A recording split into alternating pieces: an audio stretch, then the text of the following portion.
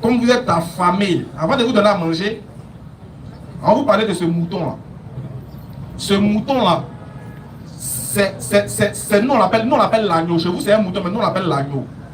Et cet agneau-là, c'est lui que Dieu a voulu sacrifier pour que vous fassiez l'économie de tous les moutons que vous tuez chaque année pour pardonner vos péchés. Abonnez-vous à la chaîne Rappel Islamique. N'oublie pas de liker et de partager. Merci.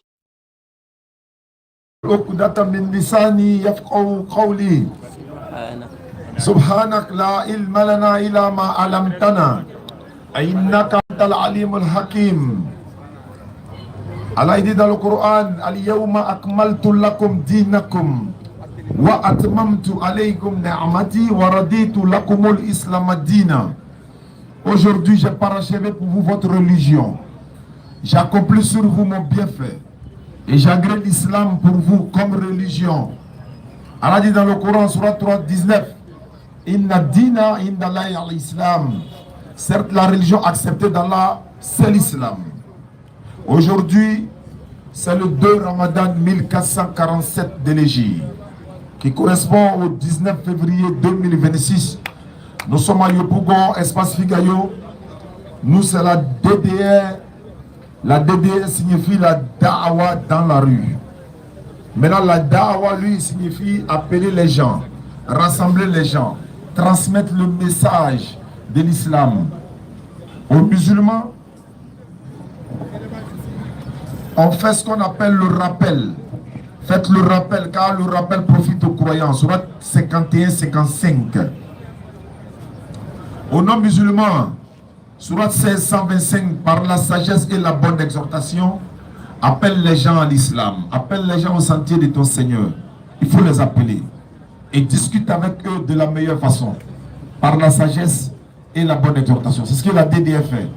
Donc la da'awa dans la rue, il y a la da'awa dans la mosquée, il y a la da'awa dans les marchés, il y a la da'awa dans sa propre famille. Parce qu'il y a des prophètes qui ont été envoyés, ils n'ont prêché qu'à leur famille, tels que Adam alayhi salam.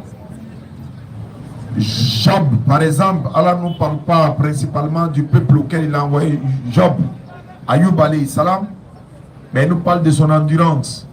Nous devons prendre en exemple les prophètes. Et nous, musulmans, jeunes musulmans, jeunesse musulmane, nous avons proclamé haut et fort que nous avons la meilleure religion, l'unique religion et la plus belle des religions. Donc notre comportement doit être un exemple de notre religion. Dans le mois de Ramadan, beaucoup de personnes changent de comportement. Après le Ramadan, ils retombent dans le même comportement. C'est dommage en fait. Hein? Dans le mois de Ramadan, nous sommes en train de se réformer. On est en train de faire des mises à jour, de s'actualiser, hein? De se réformer, de se remettre en cause. Mais on ne dit pas par exemple, ah frère, comme toi tu commets la fornication, sache que dans Ramadan on ne le fait pas. Moi j'ai entendu une prêche comme ça, je me suis dit non, il y a une erreur dans la transmission, à mon avis. Hein.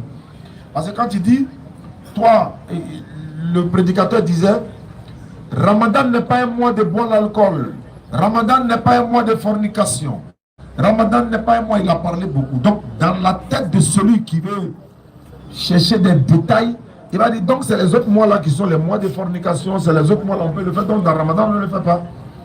Donc on va dire, dans le mois de Ramadan, que ce soit avant, pendant et après, on doit se réformer. Dans quel sens? Si on s'arrête aujourd'hui, on dit chacun n'a qu'à comptabiliser ou encore essayer d'analyser. Depuis Ramadan passé jusqu'à maintenant, son comportement a changé de façon positive, d'être proche d'Allah, ou encore il a régressé. Tu t'assois, tu réfléchis, tu dis non. Oui, il y a des choses que je faisais depuis un certain temps. Quand je viens à Figayo, j'écoute la prédication, c'est des choses que j'ai arrêtées. Ramadan passé, je faisais ça. Depuis que j'écoute la prédication des uns des autres sur les réseaux sociaux, ça j'ai arrêté. Et quand tu analyses, tu dis oui, depuis vraiment j'ai pris conscience, j'ai arrêté telle action. Alhamdulillah, tu es en train de faire un pas, tu as même fait des pas vers Allah. Surat 4, verset 19 ou 18. Surat 4, 18. Allah dit, l'absolution n'est point destinée à ceux qui commettent des mauvaises actions, jusqu'au moment où la mort se présente à l'un d'eux. Et c'est en ce moment qu'il dit, je me repens maintenant, non plus pour ceux qui meurent mécréants, c'est pour eux que nous avons préparé un châtiment douloureux. Donc l'absolution, c'est-à-dire la repentance ne peut pas être acceptée par Allah, ne va pas être acceptée par Allah. Si tu es entre la vie et la mort, c'est en ce moment que tu veux te repentir. On va se repentir dans ce mois de Ramadan. Mais il faut qu'on reste constant. Il faut qu'on reste dans cet élan-là. Ce n'est pas un mois de concours de manger. Ce n'est pas seulement s'abstenir de manger. Le mois de Ramadan a été donné. Allah dit, on vous a prescrit à Siyam, comme on l'a prescrit à ceux d'avant vous, ainsi atteindrez-vous la piété. Et Allah dit, c'est dans le mois de Ramadan que le Coran a été révélé. Regarde encore. Non seulement Allah nous dit dans quel mois le Coran a été révélé, le jour où le Coran est descendu, la sourate 97, nous l'avons certes fait descendre pendant la nuit d'Al-Qadr. Et qui te dira ce qui est la nuit d'Al-Qadr? La nuit d'Al-Qadr est meilleure que 1000 mois. Durant celle-ci, descendent les anges ainsi que l'esprit pour tout ordre. Elle est paix et salut jusqu'à l'apparition de l'aube. Donc, dans le mois de Ramadan, le Coran a été révélé, sourate 2, verset 185. Dans la nuit de l'Aïd al-Qadr, c'est-à-dire dans le même mois, le Coran également est descendu. Mais il est descendu graduellement, comme Allah dit dans le Coran, sourate 17, verset 106. Nous t'avons révélé un Coran que nous avons fragmenté pour que tu le lises lentement aux gens, et nous l'avons fait descendre graduellement. Exactement. En fonction des circonstances. C'est pourquoi souvent je dis que le Coran est le livre le plus lu sur la planète Terre. Pourquoi? Regardez le Coran, la sourate l'ouverture, la Fatiha, elle est lue par tous les 2 milliards de musulmans dans le monde chaque jour. La Fatiha seulement. Et ça, c'est dans une seule rakat. Pour pas 2 milliards de musulmans dans le monde, parce qu'on prie chaque jour. Ça, c'est la première rakat. Les 2 rakats seulement là. Imagine combien de sourates, combien de fois la Fatiha a été lue. Sans oublier les autres sourates qui seront ajoutées. Et comme c'est chaque jour, imagine comment on va multiplier cela. Et ça, c'est une grâce d'Allah. Et c'est pourquoi le Coran est le seul livre sur la terre qui est mémorisé par les enfants de 15 ans, de 20 ans. Il y a des concours de mémorisation du Coran un peu partout en Afrique, un peu en Asie, un peu en Arabie et autres. Mais c'est une grâce pour nous musulmans. Et c'est pourquoi les gens ne cessent de se convertir en islam. Et les gens viennent se convertir en islam, alors que Allah a dit dans le Coran, nulle contrainte en religion, car le bon chemin s'est distingué de l'égarement. Ne les obligez pas. Votre devoir n'est que la transmission du message. Et aujourd'hui, il y a des gens qui étaient avec nous le Ramadan passé. Ils ne sont pas là aujourd'hui. Ils ne sont pas avec nous. C'est pourquoi je dis à les frères et sœurs souvent, ne dites pas, on est dans le mois de carême. Moi, je suis en carême. Non, non, non, ce sont les chrétiens qui font carême. On va même dire les chrétiens catholiques. Et ils font carême, qui dérive de 40. Et Moïse a fait 40 jours et 40 nuits dans le désert. Jésus, pareil. Nous, c'est le jeûne. Ça dure 29 ou 30 jours, en fonction de l'apparition de la lune. C'est pourquoi vous allez essayer de me prendre la Bible de Jérusalem, s'il vous plaît. Ecclésiastique 43, versets 6 à 7. Et on va ouvrir, n'est-ce pas, le dialogue interreligieux que nous faisons. Cela est une opportunité. Notre prédication est une opportunité pour le non-musulman. Non seulement de venir poser des questions sur notre religion, mais en même temps de nous confronter. Pour dire non, moi j'ai une religion meilleure que la vôtre. S'il y a une autre meilleure, il y a une religion meilleure que l'islam, apportez-la. Apportez vos preuves si vous êtes véridique. Mais nous venons exposer devant tout le monde entier pour dire il n'y a pas de religion qui est au-dessus de l'islam.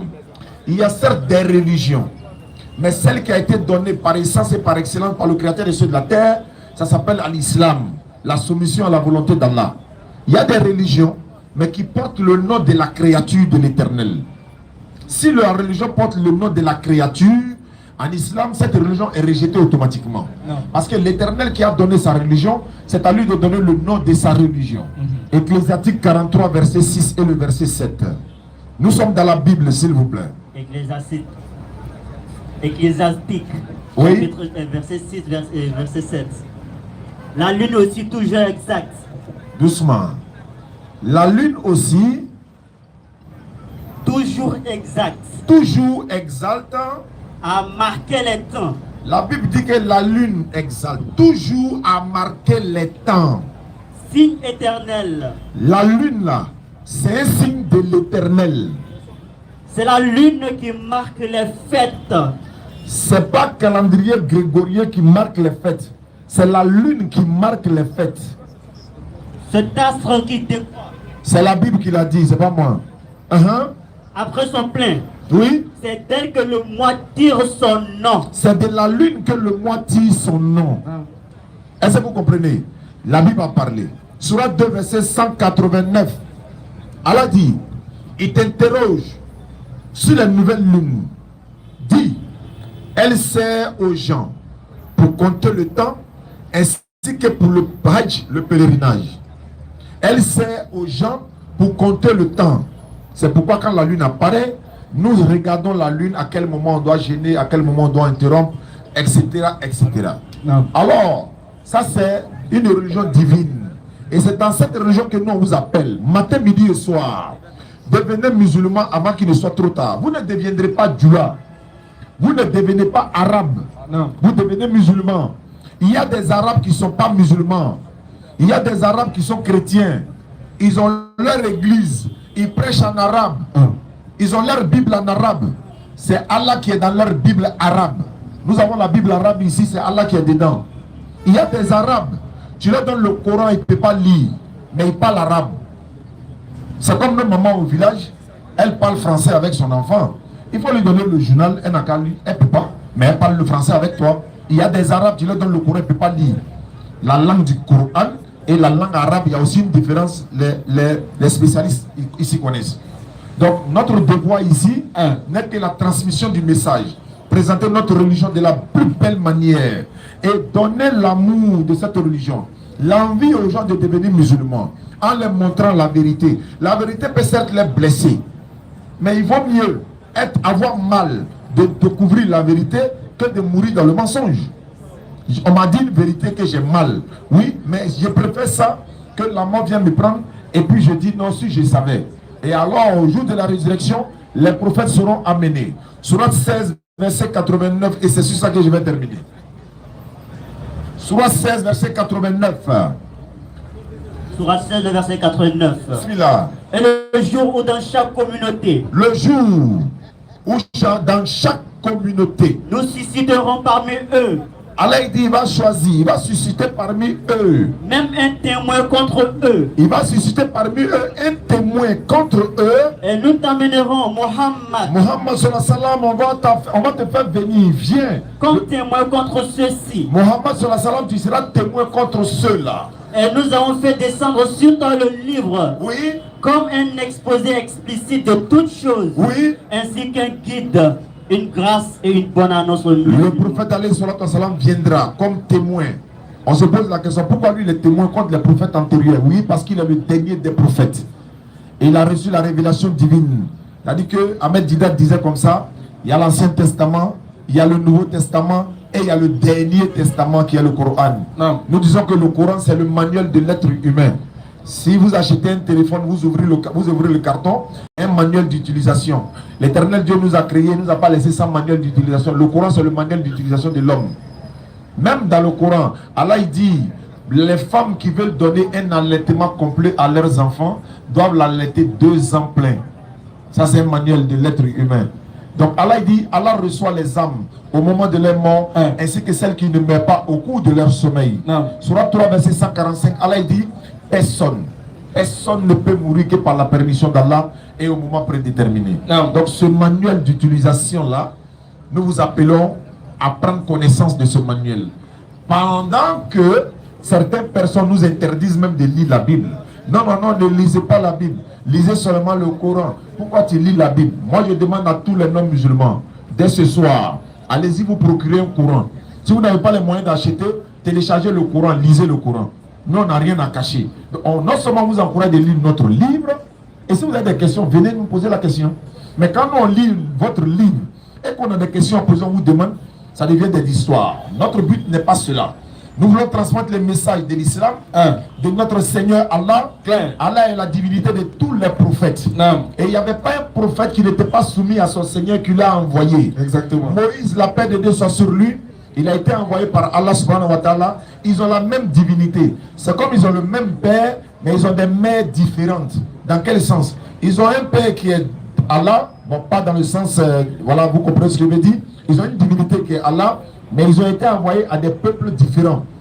Excepté le prophète sallallahu alayhi wa sallam, qui a été envoyé à l'humanité tout entière. Nous l'avons envoyé en tant qu'annonciateur et avertisseur pour toute l'humanité. Mais la plupart des gens ne le savent pas. Et ces personnes-là ne peuvent pas le savoir s'il n'y a pas de transmetteurs de messages, s'il n'y a pas des ouvriers sur le terrain pour leur faire voir ce message. Inch'Allah. Wassalamu alaikum wa rahmatullahi wa barakatuh. Wa alaikum salam wa rahmatullahi wa barakatuh. Alhamdulillah.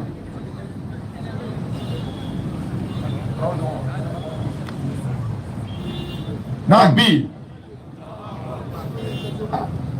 Takbir. Alhamdulillahi Rabbil Alamin wa salatu wa salam ala Rasulillah. Takbir. C'est un peu bizarre. Votre Allah Akbar de 16h là, c'est différent pour 16h passées là. Qu'est-ce qu'il y a? On a 35%. Les batteries sont déchargées déjà. Nous remercions le maître de l'univers, le créateur de toutes choses, l'intemporel-spatial, le digne de louange, le puissant, c'est lui-là même qui donne la vie et qui donne la mort. Allah, maître incontesté et incontestable du jour de la résurrection. Et que la paix et la bénédiction d'Allah soient sur le noble messager Muhammad sallallahu alayhi wa sallam, sur ses compagnons ainsi que sur tous les musulmans du monde entier. Alhamdulillah, c'est un bonheur et c'est un plaisir de vous retrouver ici encore sur cette place. Vous savez, nous sommes dans le mois de Ramadan. Et ce mois-là, il implique beaucoup de choses. Comme le Shaou le disait, c'est un mois dans lequel Allah nous révèle notre vraie nature. Oui.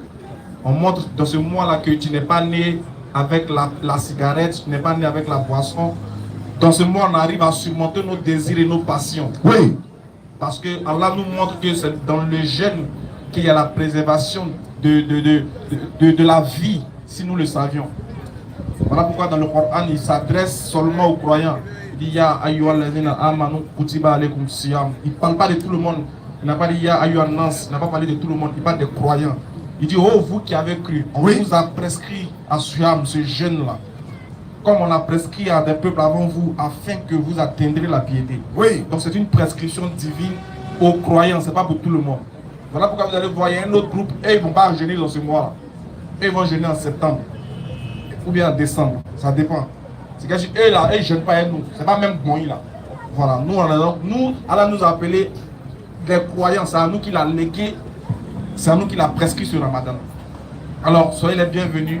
On prie pour que Allah nous donne la force de continuer ce jeûne-là, dans la piété, dans la sagesse, dans le respect, dans le calme et dans la spiritualité profonde. Ici, je tiens à rappeler que oui, on n'est pas en train de faire un mois de pénitence. Le Ramadan, ce n'est pas un mois de pénitence. Claire. Le Ramadan, c'est un mois de spiritualité à laquelle la créature se souvient de son Créateur par les ordonnances qu'il lui a données. Et dans ce contexte-là, la créature décide de prendre conscience que son Seigneur lui a inculqué quelque chose. Oui. Et son Seigneur veut lui faire montrer sa vraie valeur. Donc le Ramadan, ce n'est pas un lieu. Si tu souffres dans le Ramadan, si tu vois que c'est pénible pour toi, mon frère, c'est que tu n'as pas compris l'objectif. Parce qu'on ne se prive pas que de nourriture. On ne se prive pas que de boissons. Ce n'est pas ça le plus important. Le plus important, c'est que ta bouche doit jeûner. Tes yeux doivent jeûner. Ton cerveau doit jeûner. Tes membres doivent jeûner. Tout doit jeûner sur ton corps. Tu dois refléter le jeûneur. On n'a pas besoin d'un jeûneur à la salive mouillée. Tous les jours, à la bouche mouillée de salive. Chaque jour, c'est vous qui crachez dans les endroits. On doit savoir que tu jeûnes. Donc tu jeûnes, ton visage est serré. Tout le quartier a peur de toi. Parce qu'on ne sait pas, quand il est 10 h, tu souris. Mais à partir de 14 h, ton visage est bizarre. Tu deviens nerveux. On n'a pas besoin de ces jeûneurs-là à qui le jeûne impacte de manière négative. Non. Le bon jeûneur, là, lui, il a compris l'essentiel. Il ne pense pas à son ventre, ni à son bas-ventre, ni à sa bouche. Il pense à ce qu'il va gagner dans ce mois-là, dans cette spiritualité-là. Voilà pourquoi le conseil qu'on veut vous donner, c'est qu'il faut vous entourer. C'est bon, tu as regardé TikTok durant de nombreux mois. Oui. Tu as regardé les films, tu as regardé toutes sortes de séries sur Netflix. Aujourd'hui, là, voilà un mois que Dieu t'a consacré pour que tu puisses te concentrer un peu. Essaie de voir un peu ton emploi du temps. Essaie de réécouter le Coran un peu. Tu vas voir, il y a des mots qui vont sortir dans le Coran que tu auras l'impression que ça parle de toi.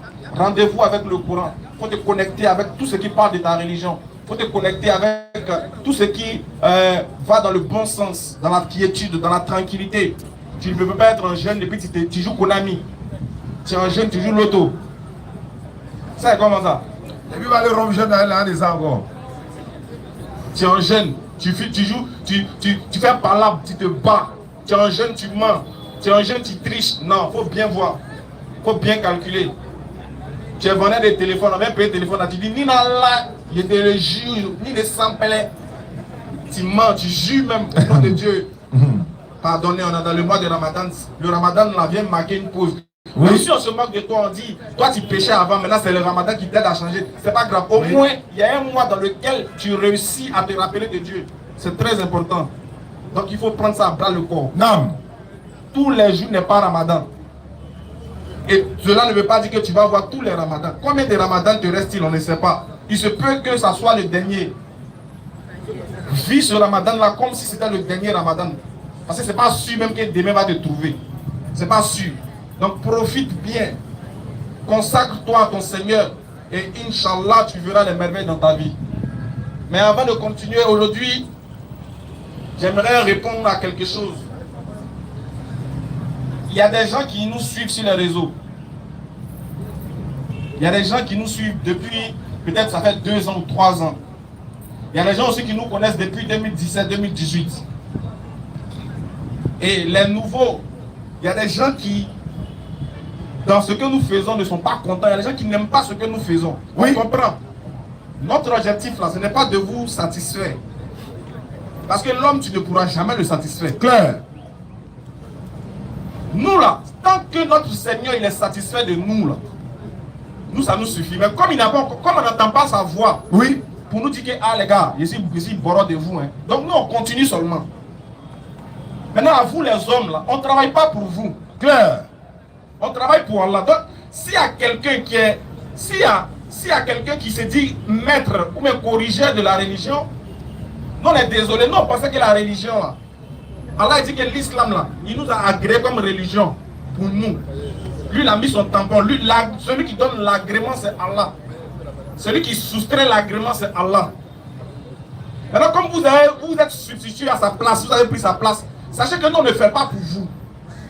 Maintenant vous allez comprendre l'importance de l'interreligieux. Oui. Je vais vous faire jouer quelque chose. Vous allez entendre quelque chose aujourd'hui. Non. Mais il y a beaucoup qui... Je vous dis, hein, si tu mets cette épreuve-là, cette situation-là, devant beaucoup d'imams, devant beaucoup de savants musulmans qui nous critiquent sur les réseaux, là, il y a plein qui vont échouer face à cette situation-là. Plein vont échouer. Maintenant, vous allez comprendre. Vous allez écouter quelque chose et vous allez comprendre que on est dans un monde où aujourd'hui la communication est importante. On est dans un monde où chacun doit rester à son poste et on doit encourager chacun dans son poste. Oui. Ça ne sert à rien de chercher à vouloir éteindre un groupe au profit d'un autre groupe. Ça ne sert à rien de pouvoir critiquer quelque chose que tu ne maîtrises pas. Quand vous nous critiquez comme ça, on est tellement content. Oui. Parce que tu ne peux pas faire le travail de Dieu sans qu'il y ait des épines sur ton chemin. Ça c'est clair. C'est pas possible. Ça c'est clair. Si tu fais le travail de Dieu où tout le monde t'applaudit, il faut te poser la question. Clair. Il faut te revoir. Parce que même les prophètes qui sont venus là, ils ont été traités de menteurs, ils ont été persécutés. Il y avait des hypocrites parmi eux.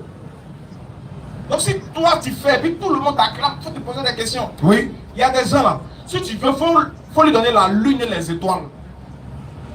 Elle a la tête dans cadeau, il faut emballer, il faut lui donner. Il t'aime pas, il t'aime pas. Il y a des gens là, c'est que la DDR ne les connaît ni d'Adam ni d'Ève. Oui. Mais eux, ils n'aiment pas la DDR, point barre. Quel que soit ce qu'ils font. Quel que soit ce que la DDR, même si la DDR vient ressusciter mort, ils vont dire ça là. On t'aime pas. Donc, le but là, on ne cherche pas votre amour. Il a toujours dit ça, du moment où ta femme t'aime là, c'est l'essentiel. Sinon, l'homme là, tu as fait quoi son âme? Maintenant, regardez quelque chose Non. où l'interreligieux est vraiment important. Je vais vous faire écouter quelque chose. C'est l'histoire d'un homme de Dieu qui est parti au Cameroun. Il va vous expliquer quand il est allé au Cameroun, qu'est-ce qu'il a fait. La vidéo, s'il vous plaît.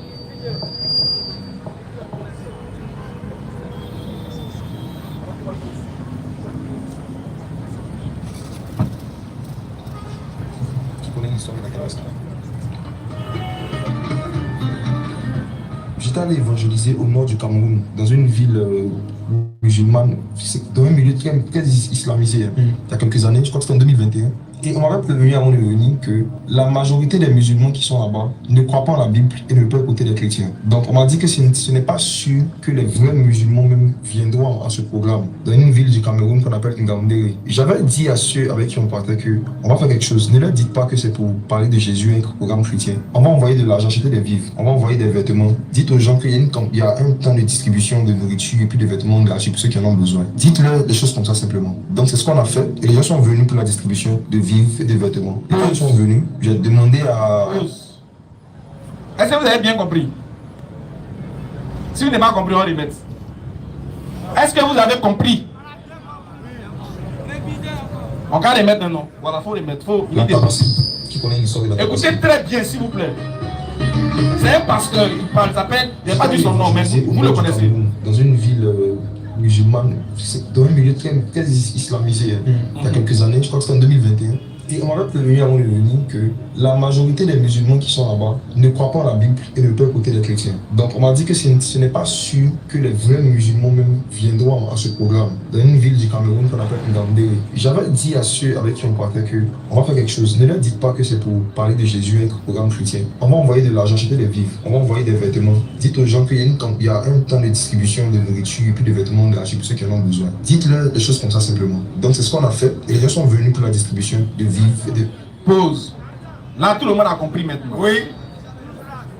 Il dit, il devait aller évangéliser au Cameroun. Arriver là-bas dans une ville, d'après lui, qui est 100% musulmane. Et arriver là-bas, avant d'aller, ses gens, ses amis, ses frères avec qui il est là, lui ont dit que la ville dans laquelle tu vas là, elle est en majorité musulmane, les gens ne vont pas t'écouter.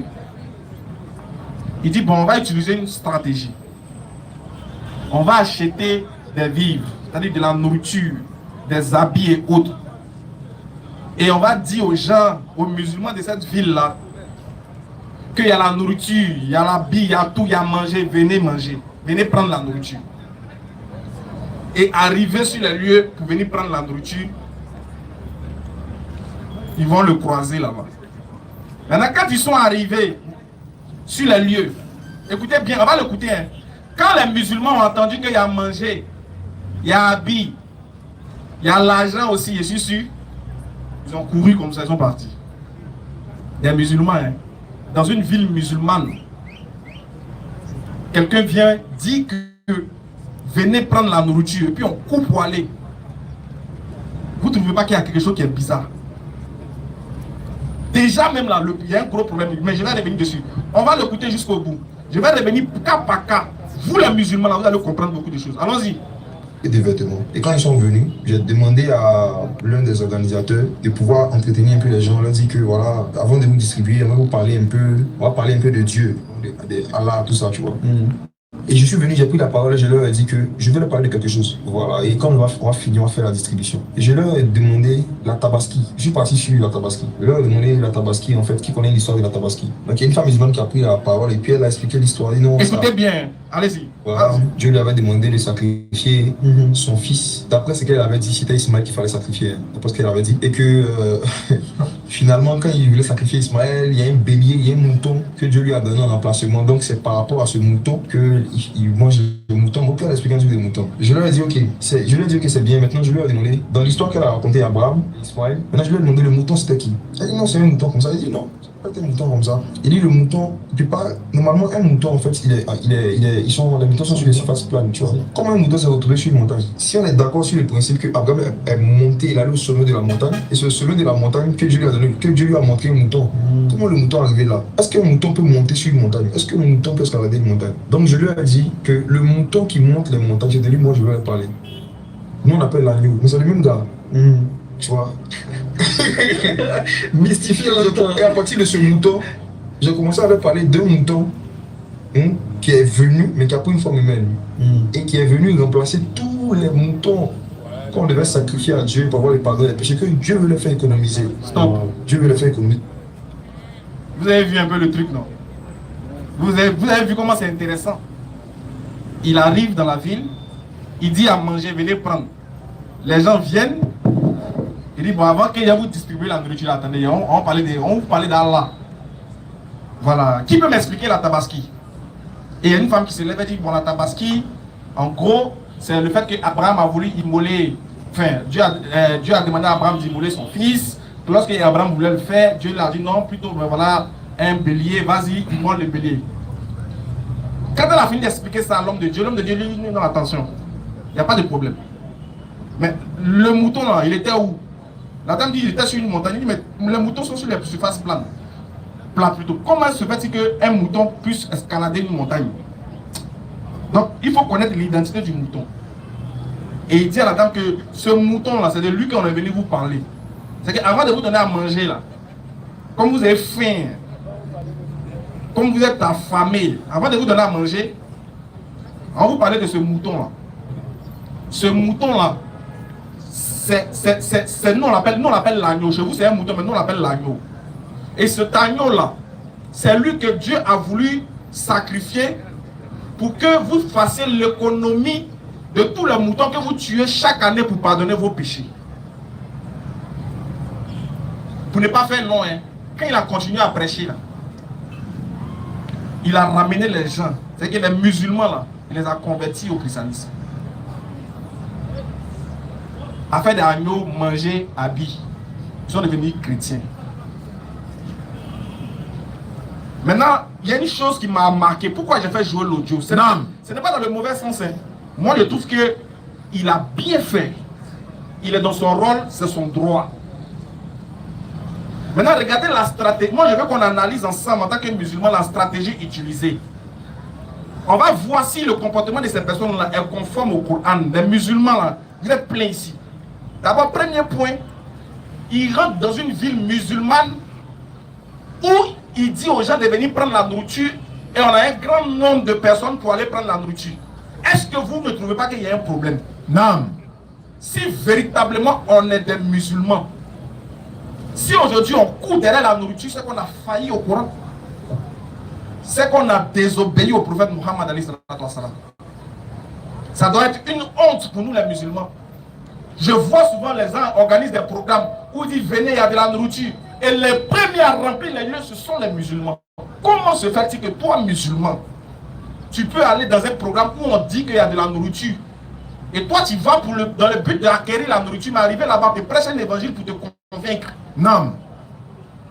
C'est-à-dire, le moyen le plus facile d'attirer un musulman dans les filets de mailles, c'est de lui proposer de la nourriture.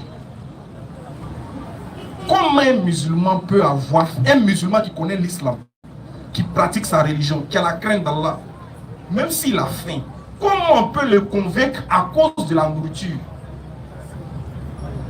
Alors qu'Allah nous a dit ceci.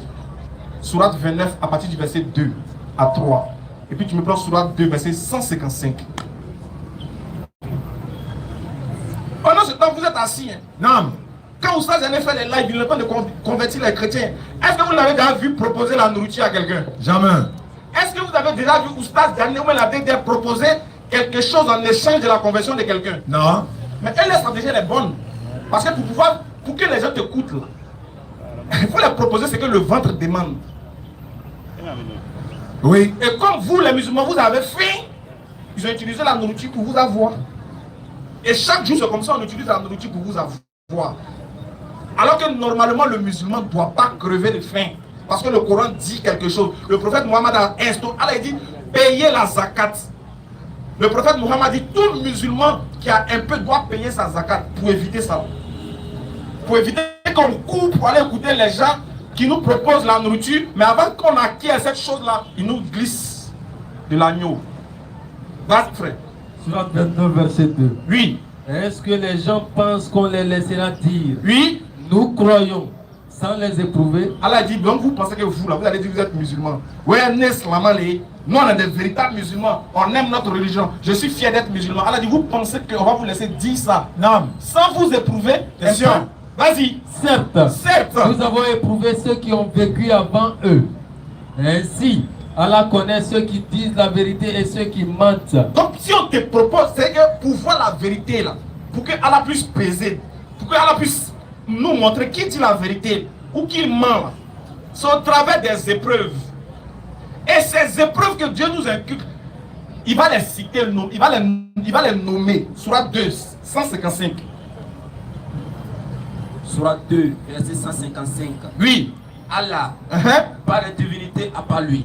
Non, 155, pas 255. Surat 2, verset 155. Surat 2, verset 155. Oui. Très certainement, Oui. nous vous éprouverons par un peu de peur. Allah dit que les épreuves que je vais vous donner à vous musulmans, pour voir si vous êtes dans la vérité. Quand vous dites que vous êtes musulman, est-ce que c'est vrai là? Dans les épreuves, il dit, je vais vous éprouver avec un peu de peur. Donc il y a des moments où tu vas avoir peur. Ça sera chaud sur toi. Tu vas avoir peur dans ta vie. Vas-y. De faim. Un peu de quoi? De faim. Un peu de faim. Il y a des moments où ça sera chaud sur toi. Tu ne vas pas pouvoir manger. Même pour gagner quelque chose, même pour manger, ça sera dur. Tu ne pourras pas. Allah dit que ça fait partie de ces épreuves. Vas-y. Et de diminution de biens. Il y a des moments où ton nom va maigrir. Un jour, tu étais boucantier, aujourd'hui, tu es moisi. Aujourd'hui, ça va, demain, ça ne va pas. Quand on te paye aujourd'hui, là, ça va. Un mois, 2 mois après, fou, ton argent disparaît. Elle dit, il va faire ça. Il va te prouver avec une diminution de biens. Tes biens vont diminuer. Ça ne va pas aller chez toi. Tu auras faim, tu auras peur. Vas-y. De personnes et de fruits. Il va diminuer aussi. Et tu vas voir tes parents en train de mourir. Tes frères, tes soeurs, tes amis sont en train de partir autour de toi. Tu n'auras rien à manger. Vas-y, frère. Et fais la bonne annonce aux endurants. Il dit, fais cette bonne annonce. À qui? Aux endurants. Il dit, c'est pour les endurants, l'islam. T'es non bon, les gars. C'est pour les endurants. Comment se fait-il qu'on arrive dans une ville musulmane? Pour les avoir, on utilise la nourriture. Et les gens courent pour aller vers cette nourriture-là. Parce qu'on n'est pas endurant. Beaucoup d'entre nous ici se sont fait avoir.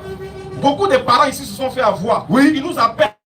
Ma fille, je l'ai envoyée quelque part. Elle marchait avec ses amis. Et maintenant, aujourd'hui, là, elle a donné sa vie à quelqu'un d'autre. Elle ne veut plus devenir musulmane. Je souffre. Voilà. Parce qu'on n'a pas inculqué les vraies valeurs spirituelles et morales de notre religion aux gens. Nous-mêmes, on ne sait pas inculquer ça. Non. Musulman qui a faim, on ne peut pas troquer ta foi à cause de ta faim. Comment tu peux troquer ta foi? Là, là, à cause de la peur, à cause de la faim. Et il demande à la dame, qu'est-ce que signifie la tabaski? La dame lui explique. Il dit que l'agneau est venu pour que les musulmans fassent l'économie de tous les moutons qu'ils tuent pour pardonner leurs péchés. Depuis quand nous on tue moutons pour pardonner nos péchés? Jamais. Depuis quand, les frères? C'est-à-dire que, 1, il y a des informations. 2, il y a stratégie, il y a mauvaise stratégie employée. C'est que de manière mesquine pour pouvoir attraper les gens. On te dit que l'agneau est mort pour que toi, ton sacrifice de mouton là puisse se calmer. Mais qui sacrifie le mouton pour pardonner ses péchés? Qui? Personne. Surat 22, 37. Mais arrêtez, il faut qu'il parle fort pour que vous entendez. Vous qui nous écoutez là, qui n'êtes pas musulmans là, on ne tue pas le mouton pour pardonner nos péchés. Et c'est pas mouton qui pardonne nos péchés chez nous ici, c'est pas mouton. Si vous voulez savoir comment les péchés des musulmans sont pardonnés, je vais vous montrer ça aujourd'hui dans le Coran. Mais arrêtez de croire que tabaski là c'est pour nos péchés. Parce que moi, un seul mouton ne suffit pas pour mes péchés. Moi, Aka seulement là, moi seulement là. Moi, un seul mouton ne suffit pas pour mes péchés. Comment nous on fait pour pardonner nos péchés là? Allah a dit ça dans le Coran. Écoutez. Et puis arrêtez de faire arrêtez de mentir sur les musulmans. Ni leur chair. Surat 39, 53 d'abord. Voici comment nous on fait pour pardonner nos péchés. On n'a pas besoin de moutons pour pardonner le péché. Mouton ne pardonne pas péché. Non. Je suis venu vous parler de l'agneau. Comment toi, musulman, tu t'assois, on dit on vient te parler de l'agneau. Que l'agneau là, il est venu mourir pour tes péchés. Toi, musulman, tu écoutes ça. C'est parce que vous avez faim ou bien la faim aussi, c'est l'homme. Hein? Vas-y, dis. Voici comment les... Allah, écoutez bien ce verset là, pardonnez. Allez-y, reste à la maison. Allez, dis, cool, dis. Oh mes serviteurs, Vas-y. vous qui avez commis des excès à votre propre détriment, ne désespérez pas de la miséricorde d'Allah. Il dit, vous qui avez commis des péchés, vous qui avez posé des actions déshonorantes, vous qui avez péché dans votre âme, dans votre esprit, dans votre chair, Dieu dit, ne désespérez pas de sa miséricorde. Vas-y. Car Oui. Allah pardonne tous les péchés. Allah, il pardonne tous les péchés. Mais comment il pardonne? Oui, c'est lui le pardonneur, le très miséricordieux. Maintenant, comment tes péchés sont pardonnés? Toi, les musulmans, comment Dieu pardonne tes péchés? Est-ce que tu dois jeter les choses au carrefour à 5 h du matin pour qu'il pardonne tes péchés? Est-ce que tu dois verser riz au carrefour? Bonnet rouge. Actuellement, on ne les voit plus. Hein. Moi, je vous cherche. Vous qui jetez bonnet rouge, jamais besoin de ça. Bonnet rouge, cola, 5 francs. Souvent, ils vendent 5 francs, 15 pièces de 5 francs. Est-ce que pour pardonner tes péchés, il faut te laver au carrefour? On va voir si c'est ce que le Coran dit. Vas-y, frère. Et revenez repentant à votre Seigneur. Il dit revenez repentant à votre Seigneur, oui. Et soumettez-vous à lui. Point. Voilà ça. Revenez repentant à votre Seigneur. Soumettez-vous à lui. Il n'y a pas sang d'agneau qui coule ici. Sourate 22, verset 37. Vas-y. Ni les chairs, Il dit les moutons qu'on tue là, ni les tabaski là, ni les chairs, ni les sangs n'atteindront Allah. ne peuvent toucher à Allah. Ça va faire comment même? Depuis quand le sang de mouton va plaire à Dieu? Il n'a pas besoin de ça. Ni la chair du mouton, ni le sang du mouton atteint Dieu. Vas-y. Mais ce qu'il atteint de votre part, Mais ce qu'il atteint, c'est que notre Seigneur accepte et il agrée, c'est qu'il le touche en quelque sorte là, oui. c'est la piété. C'est la piété qui accompagne l'action du croyant là. C'est ça qui touche Allah. C'est pas le mouton. Dieu il va faire quoi sang de mouton? Mais pour eux là, c'est pas sang de mouton vrai, c'est sang de l'homme. C'est l'homme là qu'on appelle agneau. On te dit ça, tu laisses la ilaha illallah. Muhammad Rasulullah. Tu t'as adoré agneau. Alhamdulillah. Qu'Allah donne la bonne compréhension. Amina. Salam alaikum wa rahmatullahi wa barakatuh. Wa alaikum salam wa rahmatullahi wa barakatuh. On a un invité. Frère, s'il te plaît, tu peux venir. Voilà, tu vas passer au micro, tu vas te présenter. Et puis tu vas nous dire l'objet de ta présence. Voilà, passe comme ça. On s'était déjà pris au bureau là-bas au téléphone. Donc lui a dit que non, c'est pas normal, il faut que lui vienne au Figaro en personne. J'ai dit non, il sera le bienvenu et il sera bien accueilli. Donc il faut te présenter. Voilà.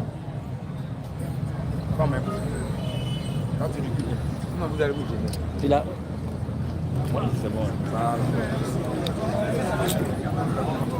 Bonne arrivée, frère. Merci beaucoup. Ouais, vous pouvez vous présenter. Je me présente Jean-Yves. Ok. Je suis juste un jeune frère. D'accord. Comme on a eu à échanger via TikTok. Oui.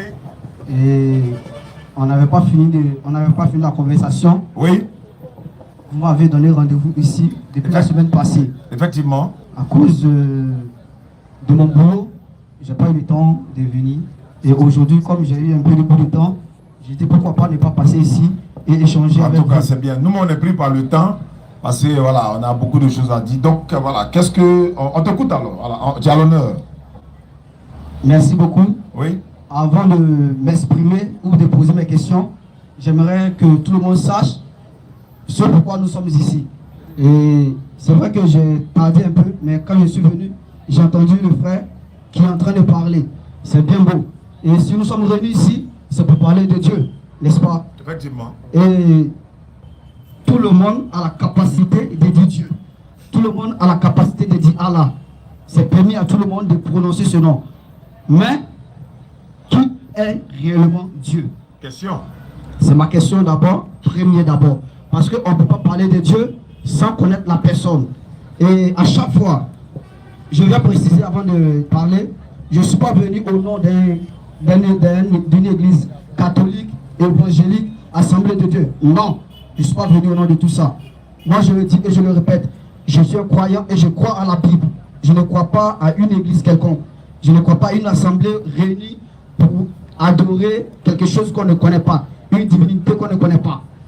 Et la Bible que moi j'ai dit, je crois, me dit qui est réellement Dieu. Et aujourd'hui, comme je l'ai dit, tout le monde a la capacité de dire Dieu, Allah. Donc présente-nous Dieu que la Bible a dit là. Il faut nous présenter Amen. Dieu. Amen. Il faut amener toutes les preuves.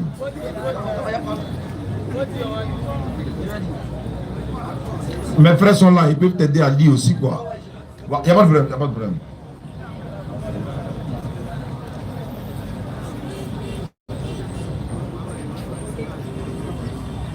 J'aimerais que mes frères plutôt, prennent 1 Jean 4 et le lire à partir du verset 7 à 8. 1 Jean 4, 7 à 8. Oui. Et le verset de base, ce sera le verset 8. Ok. Qui me lise. Allons-y. 1 Jean 4, le verset 7. Bien-aimés, aimons-nous les uns les autres, car l'amour est de Dieu, et quiconque aime est né de Dieu et connaît Dieu. Celui qui n'aime pas n'a pas connu Dieu, car Dieu est amour. Merci mon frère. Merci. Vous m'avez demandé de présenter Dieu. Oui. Voilà le verset 1 Jean chapitre 4 qui nous présente Dieu en miniature simplement. Parce que comment je pose la question, soit au pasteur, soit aux imams, aux prêtres, qui est Dieu? Il me dit Dieu c'est le créateur du ciel et de la terre. Nous tous nous savons que Dieu a créé. Ce qu'il a fait, il a créé. Mais avant qu'il ne crée le ciel et la terre, ce Dieu-là, il existait d'abord. Qui est ce Dieu qui existait avant de créer tout l'univers entier? Et la Bible dit que Dieu lui-même est amour. Vous comprenez? On peut aller? Oui, on peut aller. Vous m'avez de présenter Dieu. Moi, je vous présente mon Dieu. Mon Dieu, c'est l'amour, point. Très bien. Comme on est dans la Bible, on va vérifier quelque chose dans la Bible. 1 Corinthiens 8, verset 5. On va voir toujours dans la terminologie Dieu. Il va lire 1 Corinthiens 8, verset 5. Tu as présenté un Dieu, il dit il est amour. Bon. Si on lit ce passage-là, ça va nous permettre d'évoluer en fait. Et puis toi, tu vas mieux nous expliquer encore. Allons-y. 1 Corinthiens 8, verset 5. Oui. Car oui. S'il est des êtres qui sont appelés Dieu, oui. soit dans le ciel, soit sur la terre, comme il existe réellement plusieurs dieux et plusieurs seigneurs. La Bible dit qu'il y a plusieurs dieux. Est-ce que tu es d'accord? Amen, amen. Amen. Amen, amen. Faut amener. Je vais répondre. Je vais répondre tranquillement. Avant de répondre, je vais aussi lire un passage. Tu expliques ça là d'abord. Quand tu as donné pour toi, tu as expliqué. Oui, oui. Comment il a donné pour moi là? Ma question est de savoir. La Bible dit, comme il existe réellement plusieurs dieux et plusieurs seigneurs, je veux savoir. Toi, tu as dit Dieu que tu as présenté l'amour. Oh, c'est un toi qui as présenté. Moi, j'ai présenté plusieurs. Je veux savoir, est-ce que réellement il y a plusieurs dieux ou bien ce passage-là est faux? Ce passage n'est pas faux. Donc, il y a plusieurs dieux. Mais laisse-moi expliquer. Tu m'as dit expliquer, non? Alors, je vais expliquer. Allons-y. Amen. Je vais prendre un exemple très simple pour répondre à votre question. Il n'y a pas de problème. Ok. Vous êtes musulman, n'est-ce pas? Oui. Vous croyez au Coran, n'est-ce pas? Bien sûr. Maintenant, le Coran, là, c'est écrit par qui? Bon, tu ne réponds pas à ma question. Non, mais je vais répondre, je viens. Le Coran est écrit par qui? Le Coran a été révélé. C'était révélé par qui? Par Allah. Par Allah. Donc, vous croyez au Coran, que vous croyez Allah directement par le Coran, n'est-ce pas? Donc, cela fait de vous qui? Bon, je vais répondre. Cela fait de vous qui? Je peux répondre? Oui. C'est Allah qui a révélé le Coran. Le Coran, c'est la parole d'Allah. Et Allah, lui, il est créateur des cieux et de la terre.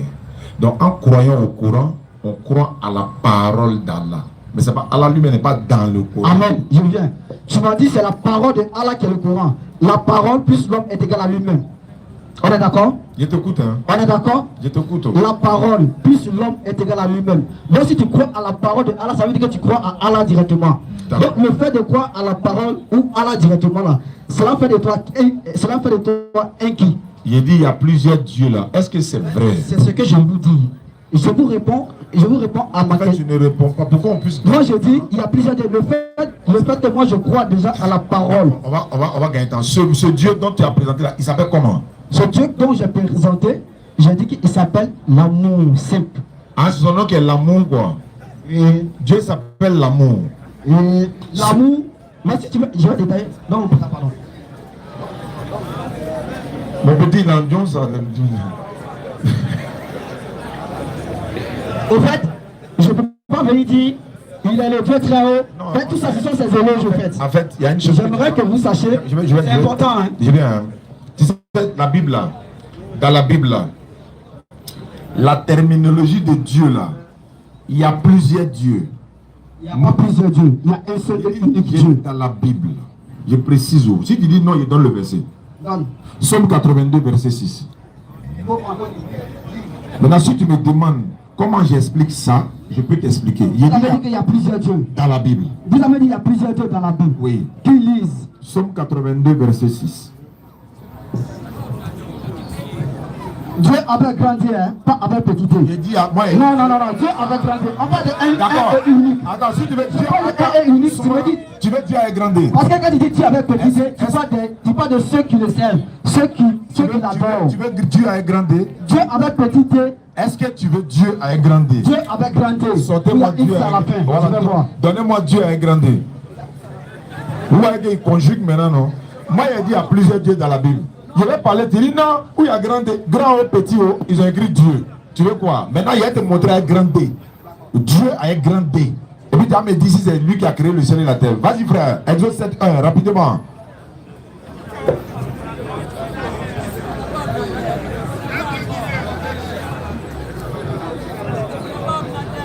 Exode 7 premier, rapidement. Exode 7 premier. Oui. L'Éternel dit à Moïse. Oui. Vois. Oui. Je te fais Dieu pour Pharaon et Aaron.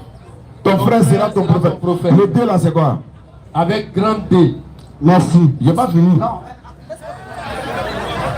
Tu veux Dieu avec grand D, non? Moïse est appelé à Dieu avec grand D. Je veux savoir c'est quel Dieu, puisque c'est avec grand D. Tout à l'heure quand j'ai parlé, vous m'avez dit la parole de Allah. Allah parle directement à Moïse. J'ai dit Allah est l'intermédiaire. Le prophète Allah. Grand D là, ça veut dire quoi? On dit Moïse est appelé Dieu avec grand D, ça veut dire quoi? Tu dis Allah. Il dit je te fais Dieu. Hein? Il dit je te fais Dieu. Avec grand D. Oui, il dit je te fais Dieu. Oui, mais il a fait Moïse avec grand D. Grand D veut dire quoi? Ça veut dire, je vais te dire, ça veut dire, hein? Il est en train de dire à Moïse là que attends. Il est en train de dire à Moïse là, je fais de toi un messager. Il n'a pas dit messager. C'est pas écrit messager. Tu es un Africain qui t'habille. Je ne t'habille pas, c'est la vérité. Je fais de toi un messager, un porte-parole. Est-ce que c'est porte-parole? C'est un messager qui est écrit. Il établit, c'est un établissement. Je veux savoir, est-ce que c'est un messager? Non. Mais quand tu lis là, lis la phrase d'abord, ne lis pas juste. Regarde la phrase. Il dit je te fais, je t'établis. C'est la même chose. Il a établi. Il établit. Quoi? Il établit sur le royaume où il est. Le mot là, il a établi quoi? Messager ou Dieu? Il a établi comme Dieu, comme représentant de Dieu. Donc il a établi Dieu. Il a établi comme représentant, oui, comme lui-même. Avec quel D? Majuscule ou minuscule? Parce que Dieu, il a établi comme Dieu. Avec quel D? Majuscule ou minuscule? Avec majuscule. Majuscule là, ça veut dire quoi? Ça veut dire qu'il représente. Bon, je prends un exemple. Je vais aller doucement. Un ambassadeur qui va représenter un président à chose, il représente qui? Il représente le président. Il représente le président, non? Voir un ambassadeur, c'est voir le président, n'est-ce pas? N'est-ce pas? C'est pareil avec cette phrase. Je t'établis Dieu pour mon peuple, pour sauver l'Égypte. Et mon peuple de l'Égypte. C'est toi qui as envoyé à faire des grands et petits dieux. Mais je suis en train de te dire. Je répète encore, j'ai dit que dans la Bible, il y a plusieurs dieux. Oui. Tu as dit c'est faux. Moi j'ai dit c'est vrai. Hein? J'ai dit c'est vrai. Ah, c'est vrai maintenant. Non, j'ai dit Dieu avec petit Dieu, il y en a plusieurs. Pour ceux qui l'adorent, ceux qui croient en Dieu, sont appelés fils de Dieu et Dieu. Je vais répéter ma question. Vous ne comprenez pas? Est-ce que dans la Bible, des êtres humains sont appelés Dieu? Dans la Bible, je le répète encore, et je vais prendre un passage pour appuyer là-dessus. Réponds d'abord. Est-ce que dans la Bible, les hommes sont appelés Dieu? C'est une simple question. pas les hommes, mais les êtres vivants sont appelés Dieu. Psaume 82, verset 6. Non, je dis pas les hommes, mais les êtres vivants. L'homme là, c'est un être vivant ou bien, comme les êtres vivants. Il va lire Psaume 82, verset 6. Prends Genèse 2 d'abord. Il me prend Genèse 2 d'abord. Moi, il donne mon verset. Quand je dis homme, vous ne me comprenez pas. Parce qu'on sait où on va. On va résumer. On sait où on va. On a un invité. Non. Je vais savoir. Tu es chrétien, non? Je suis un croyant, oui. Merci beaucoup. Selon la Bible, Jésus-Christ, il est qui? Sur la terre. Non, je ne peux pas dessus. Non. Non, attends. Il ne faut pas m'envoyer où je suis. Je ne t'ai pas demandé. Vous savez, ma question est simple. Dès qu'il a posé la question, tu as ouvert le transformateur. Il dit, selon la Bible, Jésus-Christ est qui? C'est ce que j'ai dit. Selon la Bible, Jésus-Christ est messager du Dieu très haut. Selon la Bible. Le médiateur. C'est bon. Le médiateur de celui qui unit. C'est bon. Il est messager, non? Oui, il est le messager. Selon la même Bible, il est prophète. Oui, un messager, c'est prophète. Donc, selon la Bible, c'est Dieu qui a envoyé Jésus. Oui. Donc, Jésus est un envoyé de Dieu. Oui, c'est ce que je dis. Sur la terre, Jésus est le médiateur. Moi, il ne parle pas de sur la terre. Il dit selon la Bible. Est-ce qu'on lit la Bible au ciel? On va doucement. Je te comprends. Laisse-moi parler. On va doucement. Vas-y, Daouda. Jésus-Christ sur la terre, il est le médiateur. Cela veut dire qu'il est le représentant de Dieu. Voix Jésus, c'est voix Dieu sur la terre. Donc prenons l'exemple. La Bible nous dit de prendre l'exemple sur la marche de Jésus-Christ sur la terre. En fait, hériter le royaume des cieux. D'accord. Mais dans le ciel, il est Dieu. Ah, dans le ciel, il est Dieu. Il est Dieu. Luc 22, 68 à 70. Avant que l'invité ne vienne. Luc 22, verset 68 à 70. Les caméras.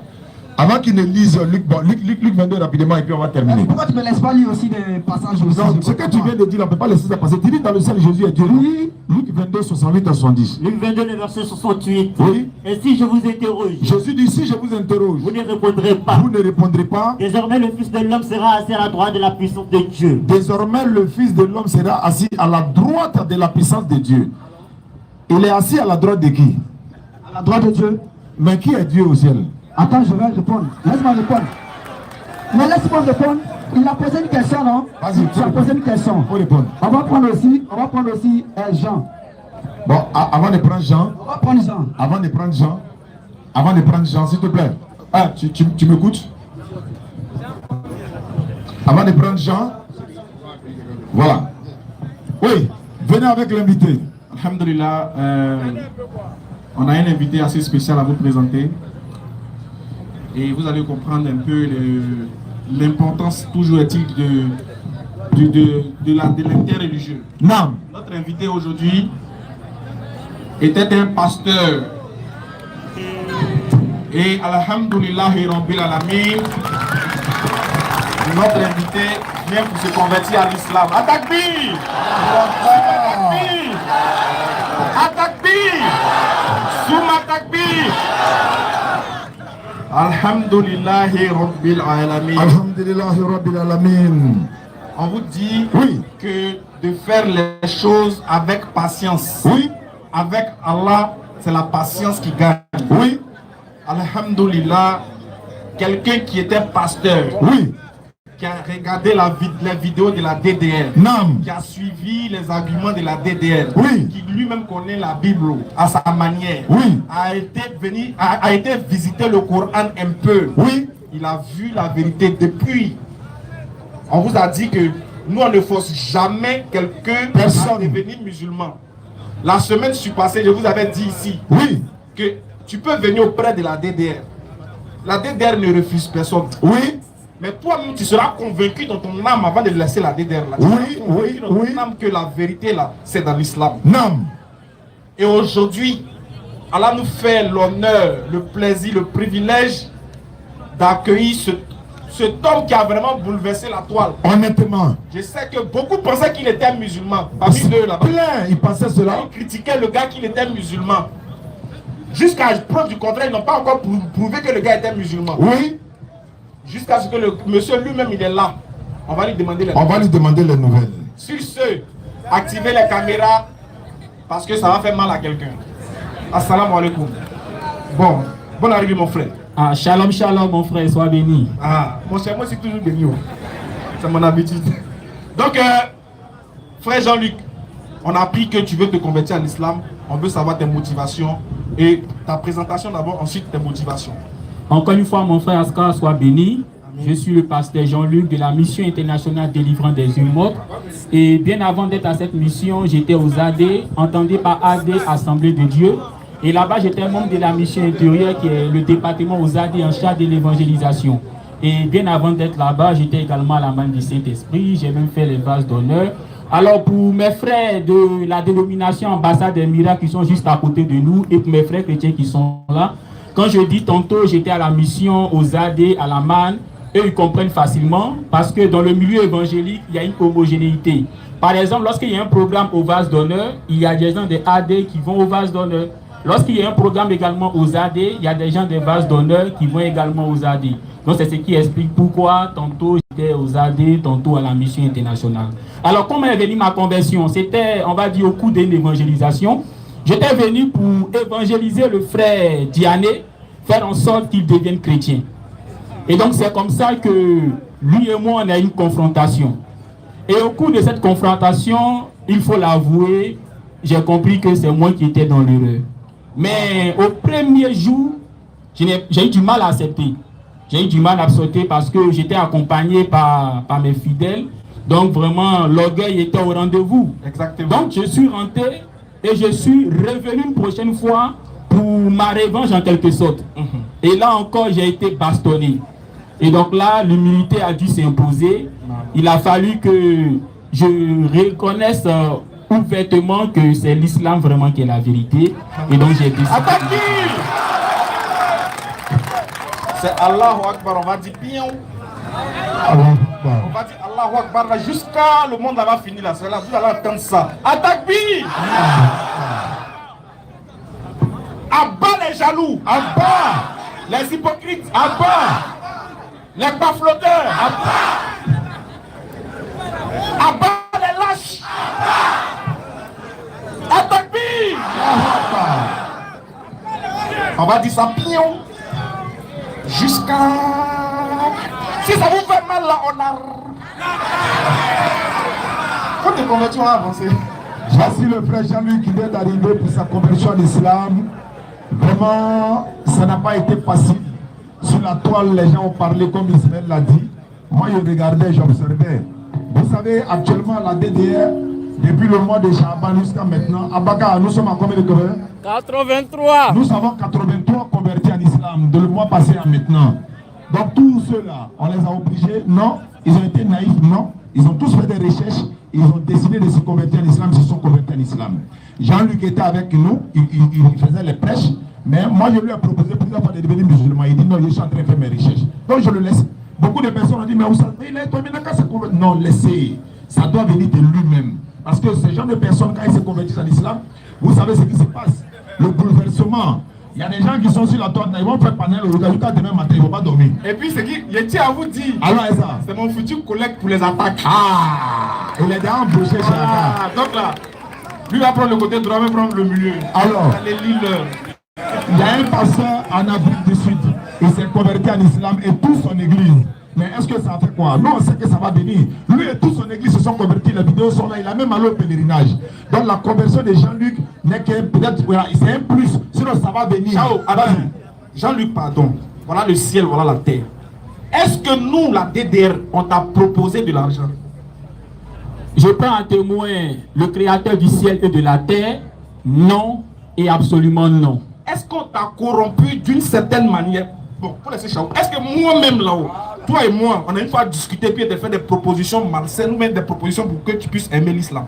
Absolument non. Et moi, je jure par Allah qui détient mon âme. Moi-même, causerie par message, mon ami Gazon, il n'aime pas. Oui, on se dit pas. Il n'aime pas. Donc, il ne peut pas aller causer à mon ami Gazon pour le séduire, pour le draguer, pour... Non! On se dit quoi, mon frère? Les garçons qui viennent, coucou, plus jamais t'as envoyé coucou. Jean-Luc et moi, on partait faire l'émission, je vais vous raconter quelque chose. Allons-y. Lui et moi, on se croisait au palais pour aller faire l'émission à la radio, à Faïda, à Koumassi. Il est dans le même véhicule. Et puis je ne broche pas un mot de l'islam. Je jure par Allah qui détient mon âme. Je lui dis même pas un truc sur l'islam. C'est vrai. Rien. Mais j'ai dit, moi, il est fou à mon créateur. Je sais que quand elle avait fait, il dit quand elle avait fait ton parler, il faut pas enlever ton habit. Claire. Là, bon, ils sont laissé lancer les défis là-bas. Il y a un qui dit, tu es un bâtard. Eh, bien, il a oublié. Attends. Il a répondu. Tu dis, le gars a répété, il a répété. Hein. Donc, on va voir là. Mais ça se passe dans le spirituel. C'est que sinon, on va voir. Sinon, il a répété. Il dit 47 fois aussi. Dans les Kémites, là, les Kemtas, qui avaient fait des panettes pour dire que nous, le monsieur, il est musulman, on est en train de le draguer. Il fait semblant, il se donne. Le voici, il est là. Et on a pris Dieu en témoin. Moi, je prends le jour de la résurrection en témoin. Moi, je n'ai jamais tenté de le séduire d'une manière quelconque à aimer l'islam ou à adhérer à l'islam. Parce que j'avais confiance en mon créateur que quand le moment viendra, son cœur sera touché et lui-même va attester de sa propre volonté. Et c'est fait aujourd'hui. Allah Akbar. Je rappelle qu'on va faire l'attestation de Jean-Luc en présence de tout le monde. Il faut que tout fils Gaillot lève l'index droit pour l'accompagner. Parce que ça, c'est vraiment, on appelle ça, c'est du lourd. Et il a besoin de votre soutien. Parce que vous savez, après la conversion, vous savez ce qui se passe. Les attaques, les gens vont essayer de le jeter partout. Par la grâce d'Allah, la communauté musulmane sera là pour le soutenir. Et il va devenir aussi un défenseur de l'islam par la grâce d'Allah. On va lever l'index. Tout le monde. Tu vas répéter après moi dans le micro. Ashhadu. Ashhadu. Anna ilaha. Anna ilaha. Illallahu. Illahu. Wa ashhadu. Wa ashhadu. Anna. Anna. Muhammadan. Muhammadan. Abduhu. Abduhu. Wa rasuluhu. Wa rasuluhu. J'atteste avec ma langue. J'atteste avec ma langue. Je reconnais dans mon cœur. Je reconnais dans mon cœur. Il n'y a pas de divinité qui mérite l'adoration. Il n'y a pas de divinité qui mérite l'adoration. Sauf Allah. Sauf Allah. Et Muhammad est le messager d'Allah. Et Muhammad est le messager d'Allah. Jésus-Christ est le messager d'Allah. Jésus-Christ est le messager d'Allah. Voici ton tapis. Voilà le tapis de Jean-Luc. Ça, c'est un tapis spécial. Voilà. Et voilà, ça, c'est un Coran français. Un document. Plus, on va ajouter encore un autre bout, plus encore. Et puis voilà, mon grand amour pour conduire, et puis Jésus m'a conduit en islam. Et puis un document, comment faire la prière. En tout cas, il faut ranger tout ça pour Jean-Luc. Ça lui appartient. Merci à la communauté musulmane. Vraiment, on a besoin de votre soutien de ce côté, Inch'Allah. Merci beaucoup à vous. On doit soutenir notre frère. Parce que le prochain Figayo, c'est lui qui sera ici. Et ça va se savoir. Le prochain Figayo avec la DDR, les pasteurs de Dieu est grand là. C'est lui qui est Jérusalem. Voilà. Non, en même temps, ce baptême de feu, on a lu un peu de nous.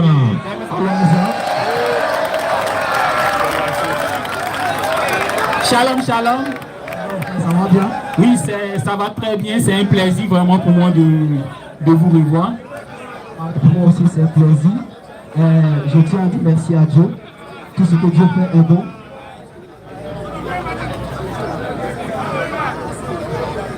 D'accord. Comme je dis, tout ce que Dieu fait est bon. J'ai entendu ce que vous avez dit. Vous avez dit que vous étiez pasteur, n'est-ce pas? Et j'aimerais savoir, est-ce que vous étiez pasteur des hommes ou pasteur de Dieu? C'est une très bonne question. Déjà, il faut reconnaître que lorsque j'ai été ordonné pasteur, je croyais... Je réponds rapidement à la question. Je le répète encore. Est-ce que vous étiez pasteur des hommes? Parce que pasteur des hommes, cela veut dire faire l'école pastorale et être ordonné, c'est pasteur des hommes. Parce que dans la Bible, les apôtres n'ont pas été ordonnés, mais ils ont reçu le Saint-Esprit. Donc si vous me dites que vous êtes pasteur, soit le pasteur du Saint-Esprit, ou soit le pasteur des hommes. Si vous me dites que vous avez été ordonné par un homme, ça veut dire que vous êtes un pasteur des hommes. Je peux répondre? Oui, vas-y, je vous écoute. Voilà. Donc vous me donnez juste combien de temps pour répondre? C'est toi qui as l'honneur. Lui, il est là pour poser question. Toi, tu on va dire une minute. Non, une minute. Non, il faut parler même. Prends ton temps. D'accord. Donc je disais, lorsque j'avais été ordonné pasteur, en ce moment je croyais que Jésus-Christ était Dieu. Je croyais également que Jésus-Christ avait été envoyé à toute l'humanité. Donc lorsque j'avais été ordonné pasteur, je croyais en ces choses-là. Mais plus tard, lorsque j'ai croisé le frère musulman Oustad Diané, ça a créé un bouleversement dans mon esprit et j'ai pris le soin de revoir tous mes cours, y compris les cours que nous avons fait à l'école pastorale. Et désormais, j'ai compris que Jésus-Christ n'est pas Dieu. Si vous me le permettez, on verra tous les tests, du moins tous les versets qui vous font croire que Jésus-Christ est Dieu, vous les citez, et on va prendre ces versets, verset par verset. Et j'ai aussi compris que Jésus-Christ n'a pas été envoyé à tout le monde, qu'il a été envoyé uniquement, on va dire, au peuple d'Israël. Et il y a bien d'autres vérités comme ça que j'ai compris, notamment que le consolateur... Il y a beaucoup d'hommes qui sont pas d'accord. De toute façon, les gens commencent à venir. Donc, mon frère, moi, attends, excuse-moi, ça t'interrompt. En gros, il a je veux qu'on gagne attention, on va perdre du temps. Effectivement.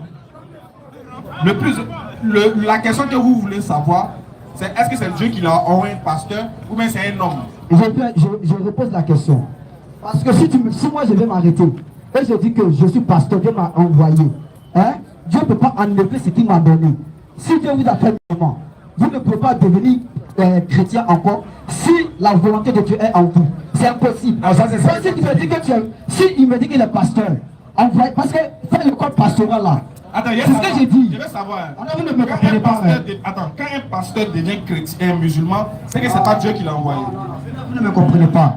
Non, c'est ça que tu veux dire. Moi, je lui ai posé la question. Il était pasteur. Regarde, moi, on veut gagner à temps. Lui, il dit qu'il était pasteur. Toi, tu veux savoir si c'est Dieu qui l'a envoyé. Si c'est Dieu, tu dis que si c'est Dieu qui l'a envoyé, jamais il va quitter le corps pastoral. C'est ça, non? Si Dieu t'envoie, si Dieu t'établit sur quelque chose, tu as une mission donnée. Maintenant, moi, je réponds juste la question. Il dit qu'il a été pasteur. Moi, je lui ai dit, tu es pasteur. Qui t'a établi? Il a fait l'église pastorale.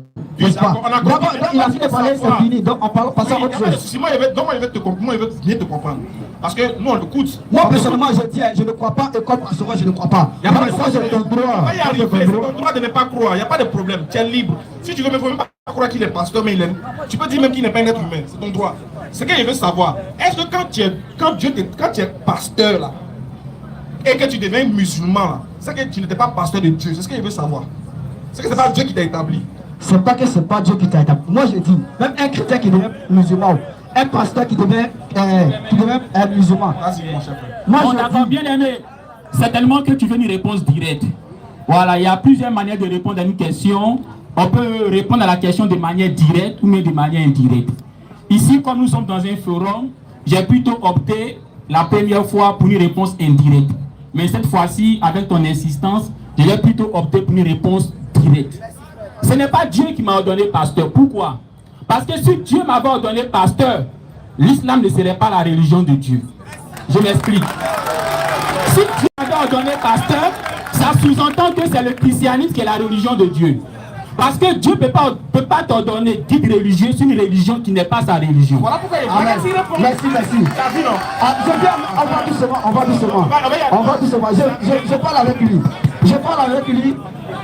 Est-ce que je peux parler avec lui? Je peux parler avec lui. Non, mais laisse-moi parler avec lui parce que c'est lui qui a commencé. Arrête de crier. Comme toi, tu vas parler avec lui. Je parle avec lui. Ce que j'ai dit, ce qu'il a répondu, c'est à ça que je veux que toi tu réponds. Est-ce qu'on est d'accord que si quelqu'un est pasteur, s'il change de voix, c'est que ce n'est pas de Dieu, il a été envoyé? Je n'ai pas dit ça, hein? Ah, donc en fait... Je n'ai pas dit ça. D'accord. La question que moi j'ai posée là, lui-même il a répondu, lui-même il a dit, il était pasteur, mais c'est pas Dieu qui l'a établi. Lui-même il a dit, hein? Il a dit. Voilà, c'est la question que moi j'ai posée. Tu dis que tu es pasteur, moi j'ai demandé, est-ce que c'est l'homme qui t'a établi ou bien c'est Dieu? Point, c'est l'homme ou c'est Dieu? Il dit que ce n'est pas Dieu, mais c'est l'homme. C'est fini. On passe à il a donné la réponse, il a donné la raison. En fait, le problème c'est que tu as... Eh frère, moi, le problème c'est que tu ne veux pas comprendre. Quelqu'un qui dit, s'il dit que c'est Dieu qui l'a établi, est-ce que quand Dieu t'établit quelque part, Dieu peut t'emmener quelque part d'autre qui est faux selon toi? Amen. Alors, donc c'est pour ça qu'il te demande, si pour toi dans ta tête, c'est pour ça qu'il te dit, si pour vous, ma question a été intéressante, j'ai dit, est-ce que si un pasteur que toi tu connais, que tu respectes, tu estimes que c'est Dieu qui l'a envoyé, le jour il change de voix là, est-ce que tu vas toujours dire que c'est Dieu qui l'a envoyé? Si un homme change de voix, c'est qu'il désobéit à Dieu. Toi, ton pasteur, il désobéit à Dieu. Écoute, toi ton pasteur, c'est la désobéissance. Ce n'est pas ma question. C'est pas ma question. J'ai dit. C'est la désobéissance. C'est pas ma question. Il dit ton pasteur. Pas mon pasteur. Pas parler de moi personnellement. J'ai pris un exemple. Si toi, pas d'exemple personnellement sur moi. Bon, si toi tu es pasteur, tout de suite, on suppose que c'est Dieu qui t'a oint, qui t'a ordonné pasteur. Le jour où tu changes de religion, est-ce qu'on doit dire que c'est Dieu qui t'a envoyé? C'est la désobéissance, il y a désobéi à Dieu. D'accord, bien aimé, je crois que j'ai répondu à ta question. Ce n'est pas Dieu qui m'a ordonné pasteur, la raison elle est tout simple. Si Dieu m'avait ordonné pasteur, ça sous-entendait que c'est le christianisme qui est vrai. Voilà la vérité là, tu veux pas entendre. Du moment où j'ai démissionné de l'ordre pastoral pour devenir musulman et que Dieu approuve cela, ça montre que c'est maintenant que Dieu approuve ce que je suis en train de faire. Exactement. Ce que je faisais là, Dieu n'était pas dedans. Et tout ce que j'ai laissé là-bas là, Dieu n'est pas avec eux. Maintenant, si tu me le permets, pour toi, qui toi tu appelles Dieu? Et puis on va réagir là-dessus. Qui moi j'appelle Dieu? Oui. Je le dis et je le répète. Je le dis et je le répète. Dieu c'est l'amour. Je le dis et je le répète. Dieu c'est l'amour. L'amour qui a créé l'univers tout entier. L'amour qui a fait de toutes choses entières. Et je vais prendre ma parole pour tester. Je viens. Non, tu as déjà lu le verset là. Comme on n'a pas le temps. Non, je vais. Attends, je viens, non? Tu as déjà lu le même verset. Tu dis Dieu est amour, non? Tu n'as pas dit que Jésus est Dieu au ciel? Oui, faut le dire ça. Maintenant, je dis, faut le répéter, j'ai dit, sur la terre, où nous sommes, Jésus-Christ est le messager, Jésus-Christ est le médiateur, celui-là même qui nous unit à nous et Dieu. Et la parole de Jésus est égale à Jésus. Et qui suit Jésus prend le chemin du paradis. C'est ce que je dis. Donc Jésus-Christ, sur la terre, il est le messager. Mais au ciel, là, il est Dieu. Alors, merci beaucoup. Donc, si j'ai bien compris, pour vous, quand Jésus-Christ est venu sur la terre, pendant qu'il était sur la terre, il n'était pas Dieu. Il était messager. Oui. Mais lorsqu'il est retourné au ciel, il est devenu Dieu. Oui. C'est bien ça. Oui. Et je vais te... D'accord. Quel est le verset biblique qui le prouve? Mais avant de la paramétrage,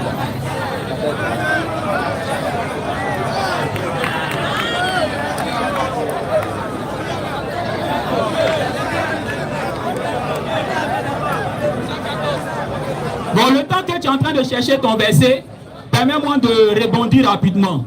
Est-ce que vous êtes d'accord que le livre d'Apocalypse est descendu lorsque Jésus-Christ était au ciel glorifié? Répondez. Le livre d'Apocalypse n'est pas descendu. Est-ce que vous êtes d'accord que le livre d'Apocalypse a été révélé à Jean lorsque Jésus-Christ était au ciel glorifié? Répondez. Jean est l'apôtre de Jésus-Christ. Je vais répondre à ta question. Je réponds à ta question. Jean est l'apôtre de Jésus-Christ. Jean a eu la révélation de l'Apocalypse. Le livre de l'Apocalypse n'était pas descendu du ciel. Je répète encore ma question, ne faites pas semblant. Vous avez bien compris. Est-ce que le livre d'Apocalypse a été révélé à Jean lorsque Jésus-Christ était glorifié au ciel? Répondez. Yes. C'est tout. Vous avez peur de quoi? Donc, il ressort de votre réponse que le livre d'Apocalypse a été révélé à Jean lorsque Jésus-Christ fut glorifié au ciel. Donc Jésus-Christ au ciel est glorifié et c'est là qu'il a révélé le livre d'Apocalypse. Mon frère musulman, faut lire Apocalypse chapitre 3, le verset 12. Jésus-Christ est glorifié au ciel. Donc pour toi, il a retrouvé sa place de Dieu au ciel. Maintenant, depuis le ciel, qu'est-ce qu'il dit? Apocalypse chapitre 3, le verset 12. Celui qui vaincra, je ferai de lui une colonne dans le temple de mon Dieu, et je n'en sortirai plus. J'écrirai sur lui le nom de mon Dieu et le nom de la ville de mon Dieu, de la nouvelle Jérusalem qui descend du ciel d'auprès de mon Dieu et de mon nouveau. Donc Jésus-Christ au ciel, il est glorifié. Il a glorifié. Donc Jésus-Christ depuis le ciel dit qu'il a son Dieu. De quel Dieu il parle? Merci. Merci. Merci. Ça a chauffé sur vous. De toute façon, ça vient vers vous là. Vous voyez, ça vient. Faut prendre Jean chapitre 1. Chapitre 1. Qui te répond, c'est que Dieu te donne à Jean. Jean chapitre 1. Prends Jean chapitre 1. Tu es fui.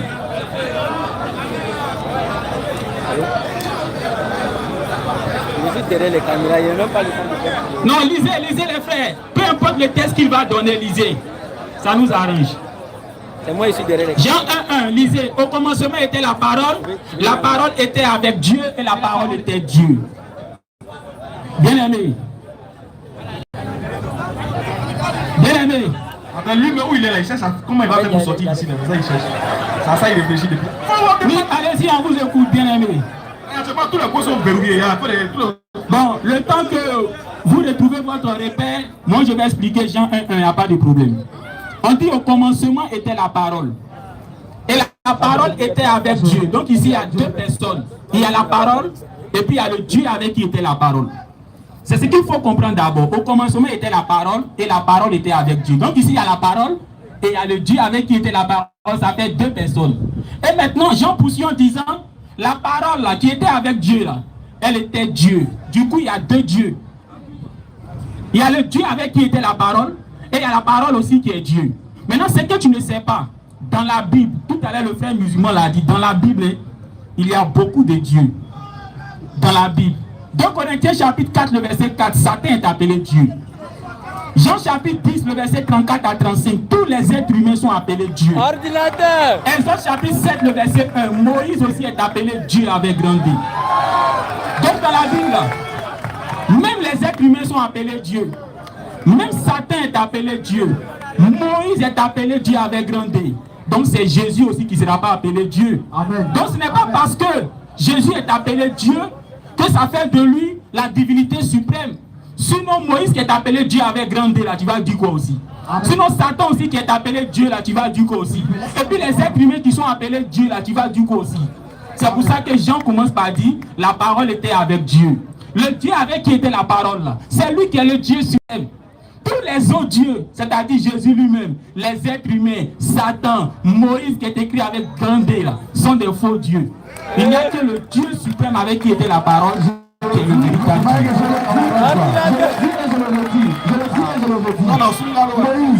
Moïse était messager de Dieu. Moïse était messager de Dieu. Le porte-parole de Dieu. Donc, il était à l'image de Dieu pour le peuple.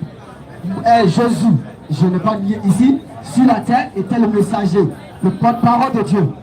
Je l'ai dit ici et je n'ai pas nié. Ah, c'est que c'est fini. Je dis et je n'ai pas nié. Maintenant, je te dis. Moi, je te dis. Maintenant, j'ai cité un texte, Apocalypse chapitre 3, le verset 12. Jésus qui est au ciel. Jésus au ciel, hein, il est glorifié. D'après toi, il est devenu Dieu au ciel. Maintenant, il est au ciel, il dit en Apocalypse 3, 12, qu'au ciel là-bas, il a son Dieu. Et que celui qui va vaincre là, hein, il va écrire sur lui le nom de son Dieu. Jésus au ciel, il parle de son Dieu. Le Dieu qu'il a au ciel là, c'est qui? Tu n'as pas encore répondu à ça.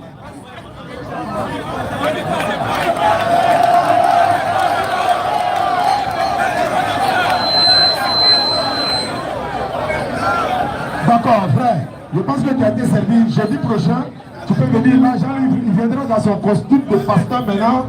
Voilà, il viendra dans son costume de pasteur, Inch'Allah. C'était la DDR ici à Figayo par la grâce d'Allah. Takbir! Souma Takbir!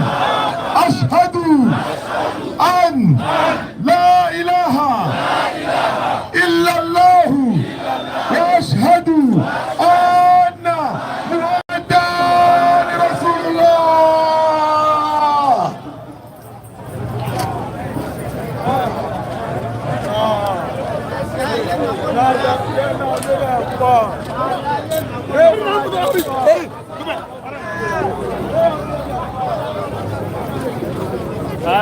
Ouais. Ne quittez pas. Non, ouais, vas-y, tu peux passer, il n'est pas encore coupé. Nous avons une rupture collective ici. Ouais. Ne quittez pas. Ne quittez pas.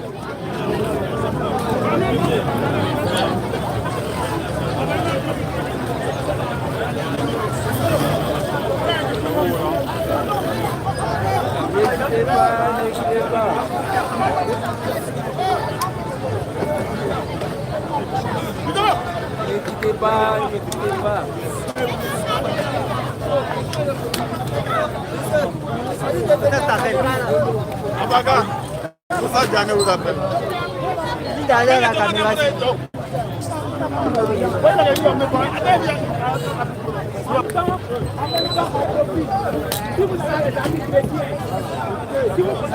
On dirait quelqu'un qui a gêné là. Par contre.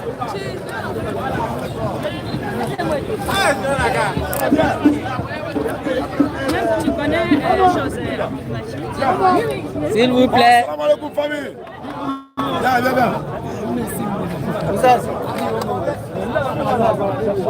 S'il vous plaît, s'il vous plaît.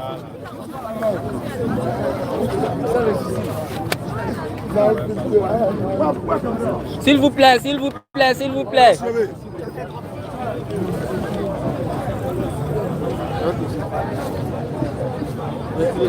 Voilà, c'est bon. Bon, bien, il y a présenté. Allez. Comme prévu, attends, s'il te plaît. Voilà. Viens voir. Ça fait quoi? Ça fait? Attends. C'est bon, hein? Voilà, c'est bon comme ça. C'est très bon. Salam alaikum famille. Comme promis, je vous avais réservé une surprise. Beaucoup savaient à peu près, mais bon, c'est la surprise de l'année, hein, j'allais dire, de ce mois de Ramadan 1447. Et ça, c'est une grosse prise avec la grâce d'Allah. Et ça fait mal à quelqu'un. Voilà, ça c'est normal. Allez-y conspirer maintenant. Allez-y conspirer la nuit là. Allez-y faire panel sur lui. Tout ce que vous allez dire en fait. On a 84 convertis maintenant. Jean-Luc, 84e converti de l'islam. J'ai dit, allez-y convertir 10 personnes dans Ramadan, là, musulmans devenir corinthiens. Il y a où respecter. Ça a été.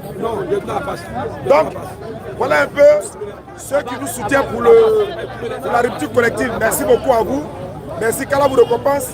Voilà. Et ça va se passer ici. Voilà. Et il n'y a même pas de place pour tout le monde. Mais on fera avec jeudi prochain. On va prendre les dispositions qu'il faut pour pouvoir permettre, n'est-ce pas, voilà, aux frères de pouvoir bien préparer la rupture collective, Inch'Allah.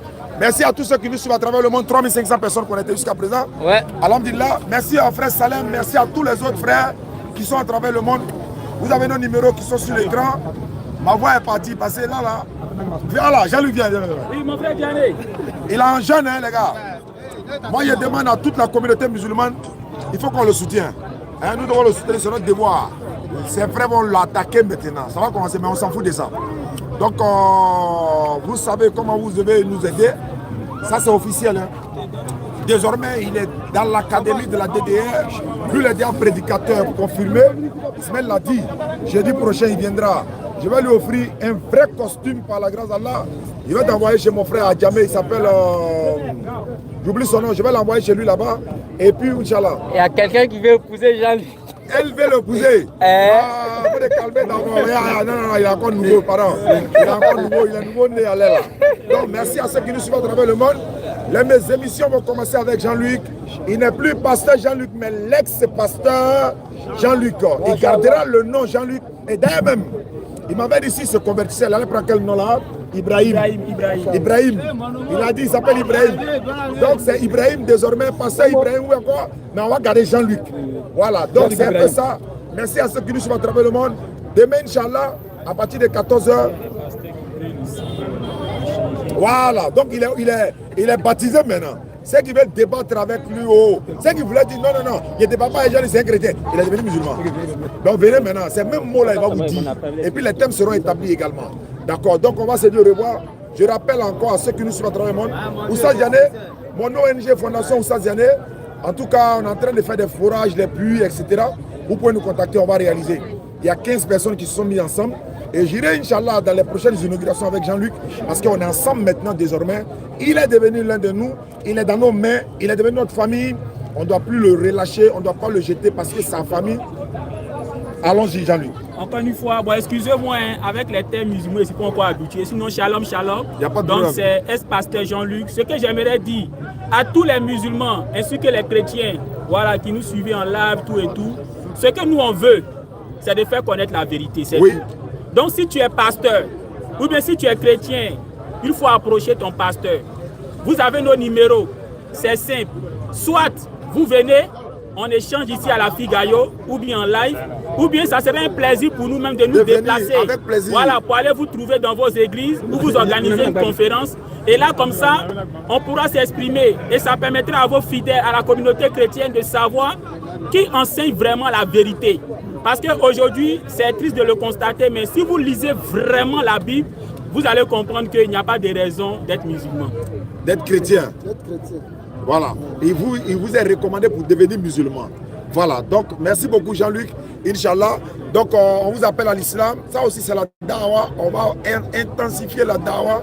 Comme je l'ai dit, 84e personne convertie en islam.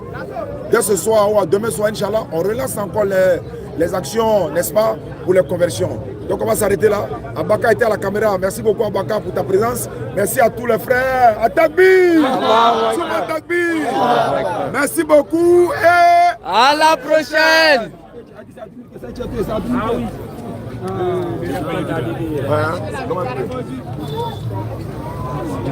Les gars, Jean-Luc est devenu musulman. Vous avez attendu Jean-Luc. Il s'est converti et on attend maintenant vos actions. Les gars.